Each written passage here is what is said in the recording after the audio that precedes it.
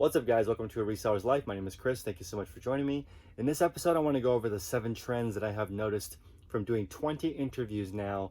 And also, you guys know I meet every single morning in my mastermind group, and we talk about different ideas. And I want to share these 7 ideas with you guys, and I want you to focus on them and execute on them right now. So let's get straight into it. If you guys enjoy this type of content, please like, comment, and subscribe. And let's get into building your resale business. Okay, number 1, focus on being the best at one way of sourcing.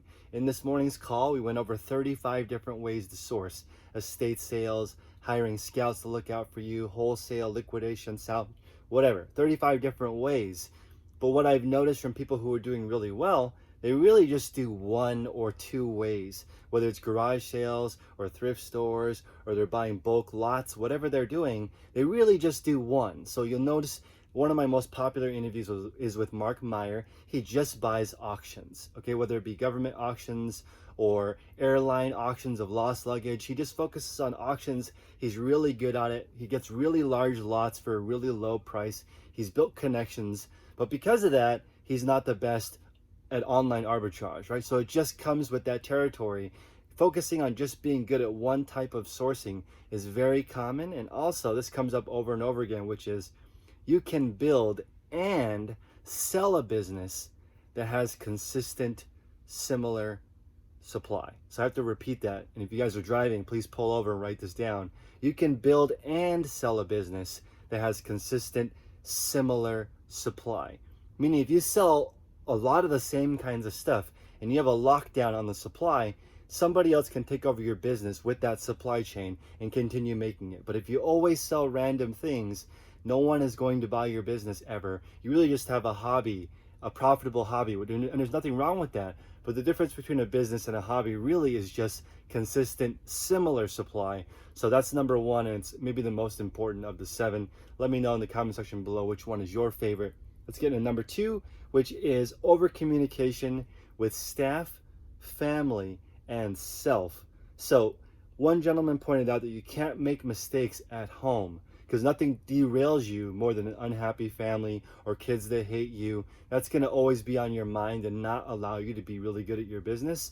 So you have to over communicate with your family. Business is kind of rocky. Sometimes you're going to miss something.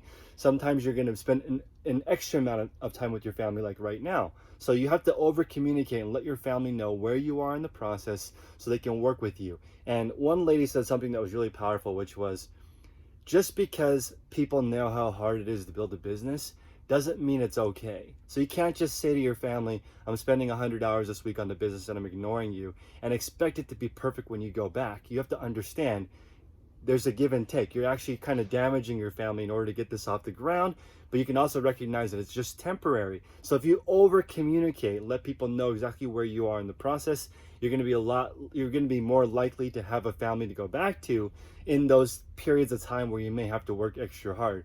Also, you need to over communicate with your staff. Let them know this lot has this type of situation. You need to be very, very clear, because mistakes in your business start to compound. If one person makes a mistake, it's going to affect all the other parts of your business. So just make sure to over communicate. That's come up over and over again. Number 1, focus on being good at one type of sourcing. Number 2, over communication with staff and family. You can't afford mistakes at home. That's really tweetable. I'm not really on Twitter, but that's really important. Number 3, most resellers have a baseline of weekly production or profit or items. As an example, one gentleman has a 100 item a week goal, and for him, he likes selling 100 items a week. His goal is just increasing the ASP of the 100 items a week. He has a habit of listing 15 items every single day. So now that part of the puzzle is already set. He's just getting the best 15 items he can get into his business. He's not as worried about selling 200, 300, 400 items, because he wants to keep a small business where he does everything. Totally fine, but that weekly production goal being set makes it a lot easier. If you don't have one, it's really difficult to make the decisions on when something comes in. There may be a lot that pops up, and because you don't know what your weekly production is, you have no idea whether you should buy it or not, because you don't have any idea of how much money you have, or how much time you have, or how much space you have, or how much knowledge you have. You need a weekly production goal. Whatever that is, you set your own. And you need to establish it. If you don't have one, that's perfectly fine. That just means that this week will be your baseline. Write down what you're doing. Number 4, dedicated workspaces. So right now this is the second unit that I have. That's 400 square feet.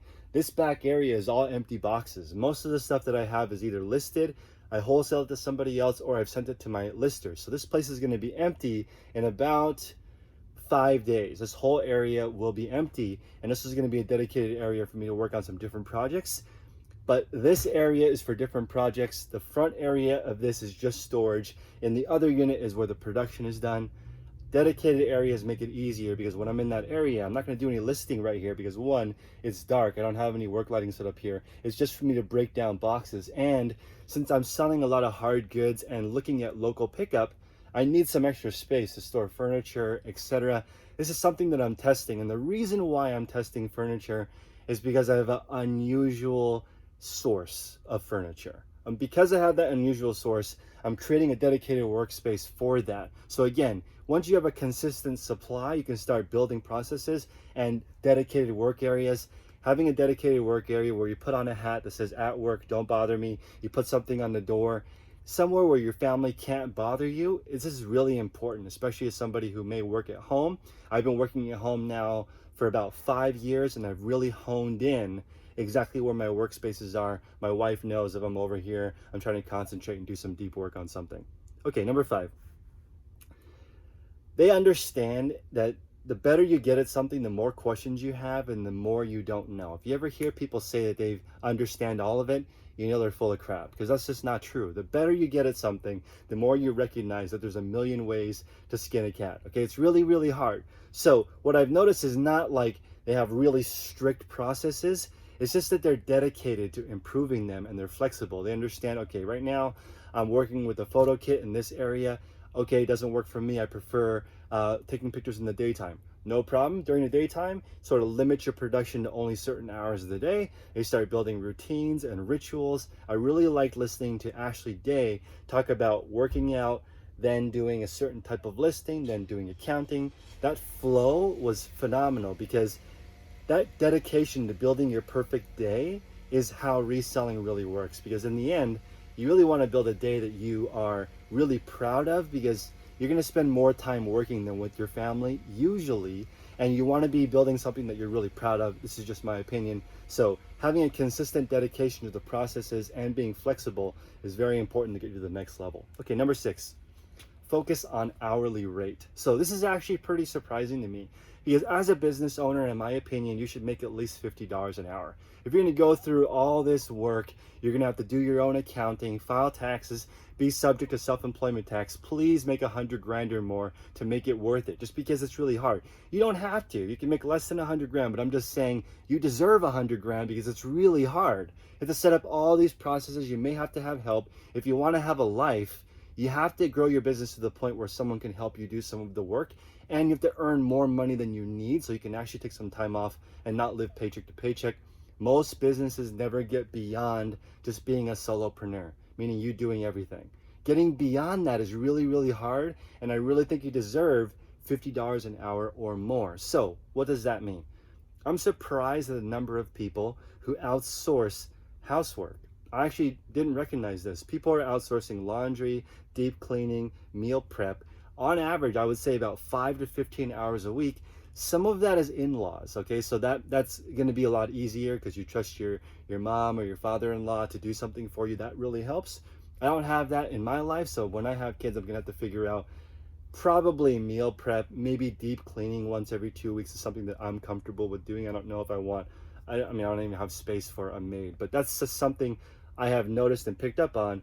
5 to 15 hours is a lot of extra time. If you can somehow outsource that, or you can get a babysitter for 2 days a week for 5 hours at a time. In more than one interview, when I asked the question, what would I do if I showed up in your business and knew how to do everything you know how to do? What would I do for you for 10 hours a week? I think 3 separate families said they would have me take care of the kids while they work on the business, because that's the part that brings them joy. And of course, they like being with their family too, but the 10 hours a week that they're doing this basic work around the house, they would give to me. Finally, number 7. This is a little bit boring, but it's very common for people to have daily, weekly, monthly, quarterly goals. So they're reviewing this constantly. Am I on track to make the amount of money that I set out to make? They're reviewing that daily, weekly, quarterly. They have it visible in the shower, on the refrigerator. It just keeps you on track, and it makes it easy to say yes or no. Habits are huge, and I'm just going to speak to on the side right now for just a moment, which was, I've been married now for almost a year. One habit that I picked up was watching TV. I actually never watched TV before I got married. We debated on even getting one because neither of us really watched that much TV. Somebody gave us one on our wedding registry, so we started watching it. I think I've watched more TV since I've been married in September than in my entire life. So we just switched that habit up. So now we either watch one show or no show. So one or none. And that little saying in my head just made it really easy. So now we're working on a lot of important stuff like, let's say, estate planning. I would like to have fully funded 529 accounts for my kids. So that is something I can work on right now while we don't have kids. I actually know a couple that fully funded it before they had kids. That's really cool, right? Before you even have a kid, you have their complete college education paid for. That just takes a huge load off because you can provide that gift to them, which I think is pretty spectacular. So one or none made it really easy for me to basically be super intentional. Right now I'm watching Gilmore Girls. It's probably going to take the rest of the year to watch that because one episode, it's like 7 seasons long, and there's 20 episodes per season. So knowing exactly the limitation of just watching one episode a day has really made my life a lot easier because I never watch something randomly. I just pick something that I want to watch, knock it out, and it's awesome. So again, hopefully this is useful for you guys. I'm going to do a couple of summaries along the way of the best tips and trends that I see for people. I'm interviewing a lot of families. That's also something that's very common. Most of the people who are earning 100 grand or more reselling have a family. It's almost 100%. If you have a wife and kids, your time management is just better. That's just a truth of what I have seen so far in the reselling world. So for what it's worth, having a family for me has greatly made my habits and my happiness change completely. Like my habits are way stronger now that there's more than one person to look after. So hopefully you guys appreciate this. Like, comment, subscribe. I'll see you guys in the next show.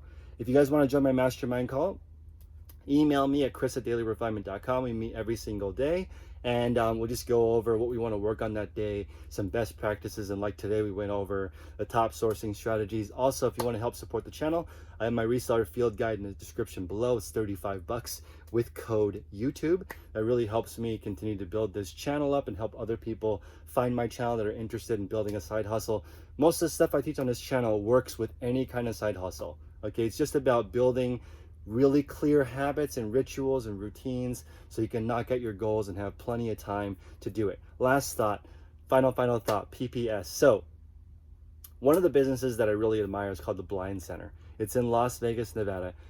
Excellent company. They have employees that work there that are completely blind. It's a nonprofit. It's a multi-million-dollar eBay store that was set up by a really awesome benefactor that person's name is not on the building. So somebody did it fully out of philanthropy.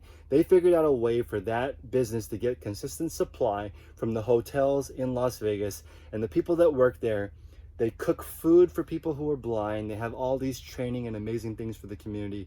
And it's a multi-million-dollar nonprofit that creates like 30 jobs, and it's amazing. And it's what can happen when you have a consistent form of supply. You can build a business around that. Without that, you don't have a business. So appreciate you guys.